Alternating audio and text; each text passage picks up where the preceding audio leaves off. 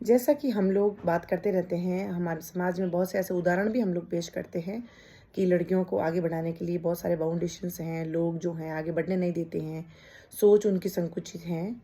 वो सब एक तरफ़ा है और या फिर एक पहलू हैं। दूसरा पहलू एक ये भी है, जो मैंने भी देखा है कि कुछ लेडीज़ को जो अपने अगर ससुराल में या फिर हस्बैंड की तरफ से कुछ चीज़ें अपॉर्चुनिटी मिल जाती हैं या फिर अच्छा जो है उनका सपोर्ट मिल जाता है और वो लोग उनको बहुत आगे जाने के लिए प्रोत्साहित भी करते हैं और सपोर्ट भी करते हैं। उसकी वजह से क्या होता है कि बहुत सी लेडीज़ जो हैं उनको कहीं न कहीं इन चीज़ों का प्राउड होता है, प्राउड नहीं कह के ईगो हो जाता है।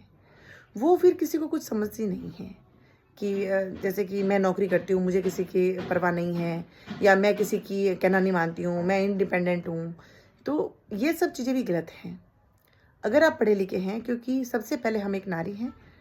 नारी का सम्मान तभी है क्योंकि नारी कहते हैं कि सहनशीलता की मूर्त होती है। नारी जितना सहन कर सकती हैं, नारी के अंदर जितना पेशेंस होता है, शायद प्रकृति के ऊपर उतना किसी के नहीं होता। तो ये अगर भगवान ने हमें दिया है, ये गुण हमें दिया है, तो हमें इस चीज़ को बनाए रखना चाहिए। आप वर्किंग हैं, आप चाहे कितना भी पैसा कमाती हैं, आप लाखों रुपए कम हो सकता है कमाती हैं, लेकिन उसके पहले आप एक नारी हैं, आप किसी की बहू हैं, आप किसी की बेटी हैं, आप किसी की माँ हैं, आप किसी की बहन हैं। ये हमें कभी भूलना नहीं चाहिए। आप अगर इंडिपेंडेंट हैं, तो आप फाइनेंशियली इंडिपेंडेंट हैं। आप रिश्तों से इंडिपेंडेंट कभी नहीं हो सकते। आप ज़िम्मेदारियों से इंडिपेंडेंट कभी नहीं हो सकते।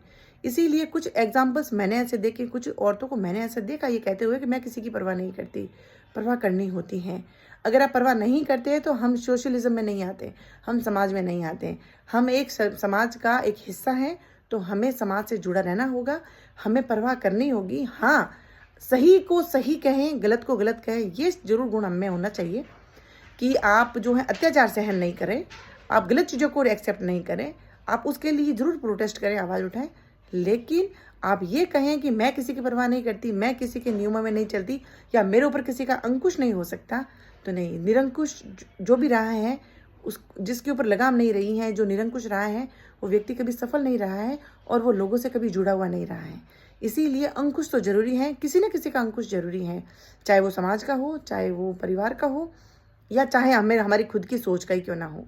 तो इसीलिए अच्छी बात है कि हम एक हाउसवाइफ के साथ में एक वर्किंग लेडी हैं, लेकिन हमारा मान बना रहे, हमारा सम्मान बना रहे, उसके लिए हमें कुछ नियमों का पालन भी करना चाहिए। इसमें